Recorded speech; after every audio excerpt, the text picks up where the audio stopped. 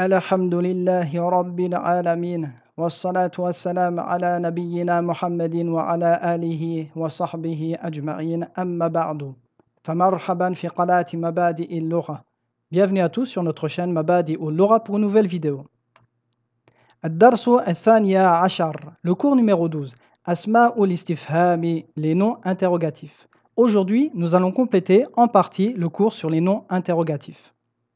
Ceci est un dialogue entre Su'ad et une fille.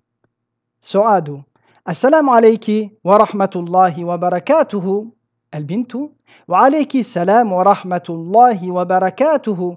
كيف حالك يا بنت? Comment vas-tu, ô fille? أنا بخير والحمد لله. Je vais bien, alhamdulillah. من أين أنت? D'où viens-tu? أنا من الرياض. Je viens de Riyad. Masmuki, quel est ton nom? Ismi, Aminatu, mon nom est Amina. Aina abuki, et où est ton père? Abi, huna fil madinati al munawwarati. Mon père est ici, à Médine. Huwa muwajjihun fil madrasati al thanawiyati. Il est conseiller à l'école secondaire. Wa aina ummuki, et où est ta mère? Hiya aydan huna, elle est également ici. هي طبيبة في مستشفى الولادة. Elle est docteur à la maternité.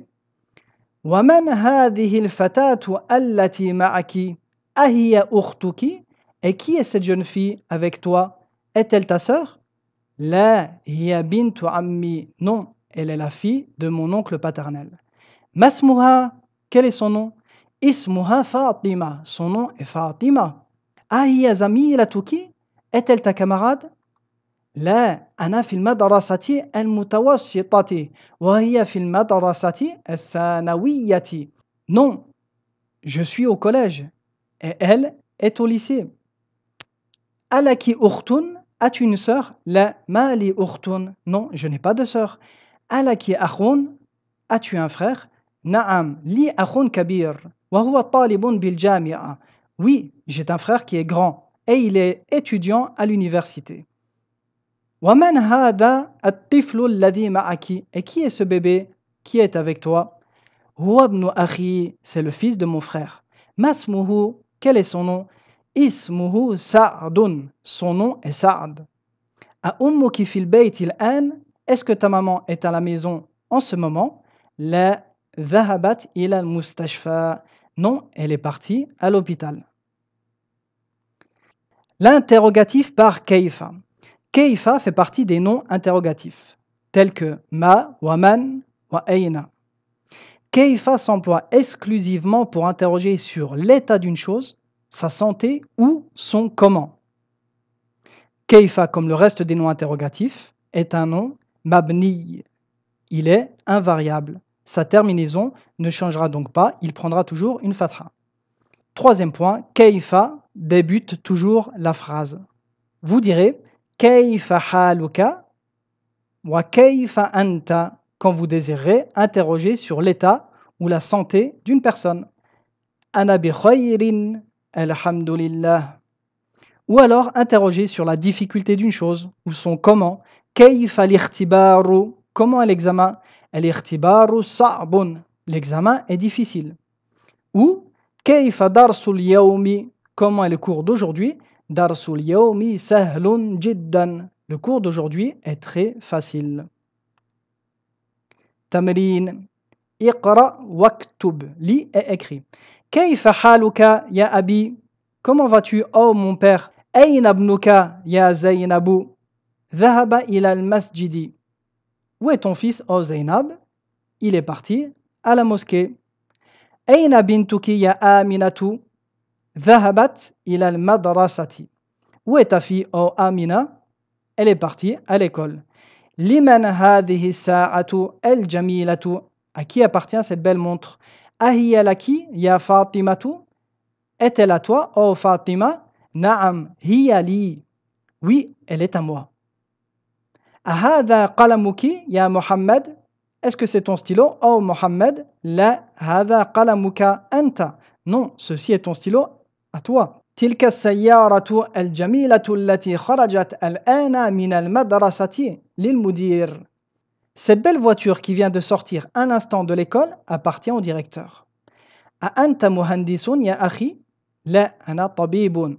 Es-tu un ingénieur? Oh mon frère, non, je suis un médecin. أأنت طبيبة يا أختي؟ لا أنا مدرسة. Es-tu un médecin?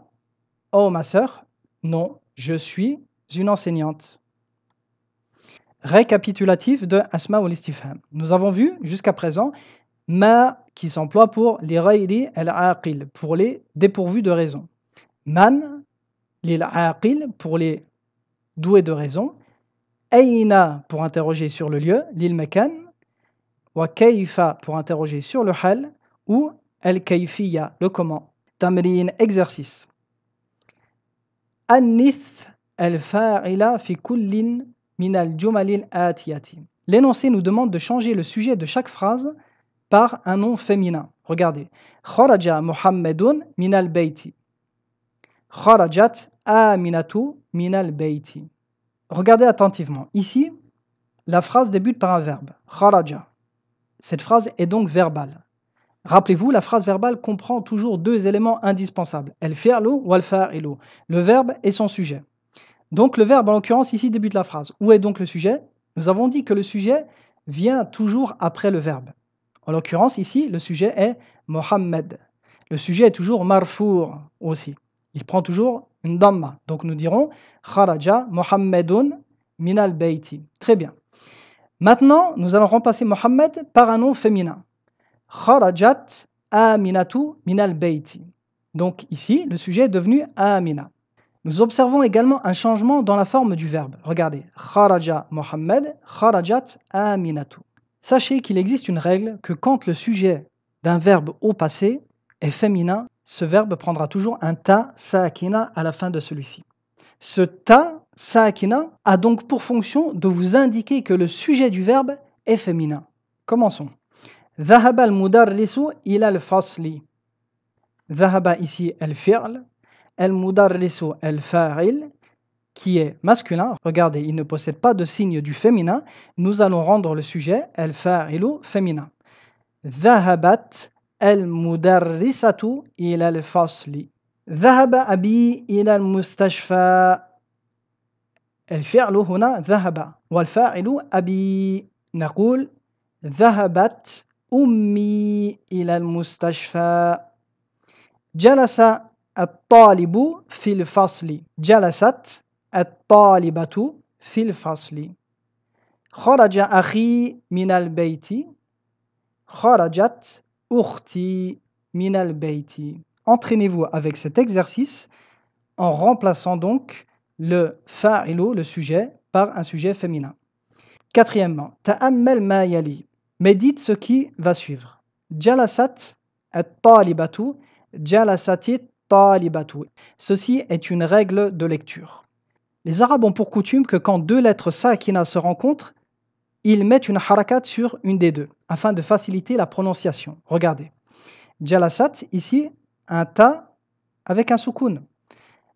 At-talibatu, ici, la première lettre est aussi sakina. La règle voudrait que nous mettons une harakat sur une des deux. Nous allons donc mettre une harakat sur la première des deux. Jalasati talibatu. Nous avons donc mis une kasra sur le ta. Ceci est une règle générale. Toutes les fois où vous verrez deux lettres sakina se rencontrer, une des deux prendra automatiquement une harakat. Nous laissons volontairement le cinquième exercice de côté. Alamatu ta'nisi fil fi'li al-madi. Le signe du féminin dans le verbe au passé. Comme je l'ai mentionné dans l'exercice précédent, quand le sujet du verbe au passé est féminin, celui-ci prend un ta ou sakina. Ce ta a pour nom ta'u ta'nisi as-sakinatu. Ce ta est un harf, il n'est pas un nom. De même qu'il n'est pas un pronom. Il a seulement pour fonction de vous indiquer que le sujet du verbe est féminin. Regardez. Dhahaba Zaydun, dhahabat Zainabu. Par ce ta, à la fin de dhahaba, nous savons avec certitude que le sujet du verbe est féminin. Kharaja Zaydun, kharajat Fatimatu. Tamrin. Iqra كل جملة من الجمل الآتية. Lis toutes les phrases suivantes. ثم اقرأها أخرى بعد تغيير المنادى كما هو موضح في المثال. Ensuite, lis-les une nouvelle fois en changeant l'interpellé comme cela est démontré dans l'exemple. Le but de cet exercice est donc de lire la première phrase et de changer l'interpellé par un interpellé féminin. Donc ici, attention aux règles d'accord. Regardez.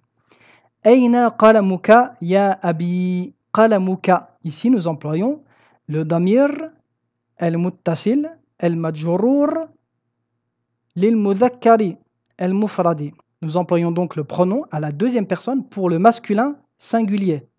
Aina qalamuki ya ummi. Ce n'est pas une fatha ici, c'est une erreur de frappe. Aina qalamuki ya ummi.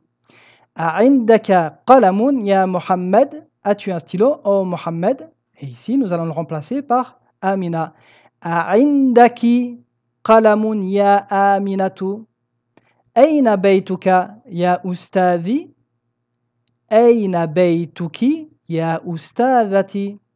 أهذا الدفتر لك يا علي أهذا الدفتر لك يا فاطمة من أين أنت يا أخي من أين أنت يا أختي. Donc ici le damir al-munfasil al-marfou' qui est à la deuxième personne du singulier masculin, nous le remplaçons par le damir du même genre à la deuxième personne du féminin singulier. من أين أنت من أين أنت يا أختي. أين أبوك يا خالد أين أبوك يا خديجة. أأنت مريض يا خالي أأنت مريضة يا خالتي. Attention à l'accord du deuxième nom. أين بنتك يا عمي أين بنتك يا عمتي. ألك أخ يا حامد ألك أخ يا سعاد. ماذا عندك يا أخي ماذا عندك يا أختي. السلام عليك يا أبي السلام عليك يا أمي. Donc ici, accordez à chaque fois le pronom ad-damir et le khabar si nécessaire. Al-kalimatu al-jadidatu, le vocabulaire nouveau. Salamun, salamun alaykum, qui veut dire la paix. Rahmatun, la miséricorde. Rahamatun, des miséricordes. Rahmatullahi alayka, la miséricorde d'Allah est sur toi. Barakatun, la bénédiction. Barakatun, des bénédictions. Al-barakatu ma'al kibari, la bénédiction est avec les anciens. Muwajjihun, conseiller. Muwajjihun, conseiller au pluriel. Akhi muwajjihun fil madrasati, mon frère est conseiller à l'école. Halun, un état. Ahwalun, des états. Kayfa haluka, comment vas-tu. Fatatun, une jeune fille. Fatayatun, des jeunes filles. Al-fatatu bintu Zaydin, la jeune fille est la fille de Zayd. Al-mutawassitatu, al-mutawassita, c'est l'école secondaire, telle que le collège. Wiladatun, naissance ou accouchement. Wiladatun, naissance ou accouchement au pluriel. Mustashfa el-wiladati, la maternité. Shajaratun, un arbre. Shajarun, des arbres. Hadihi shajaratun tayyibatun, ceci est un bon arbre. Et voici le cours d'aujourd'hui qui s'achève. Je vous dis à très bientôt pour une prochaine vidéo. Wa sallallahu ala nabiyyina Muhammadin wa ala alihi wa sahbihi ajma'in.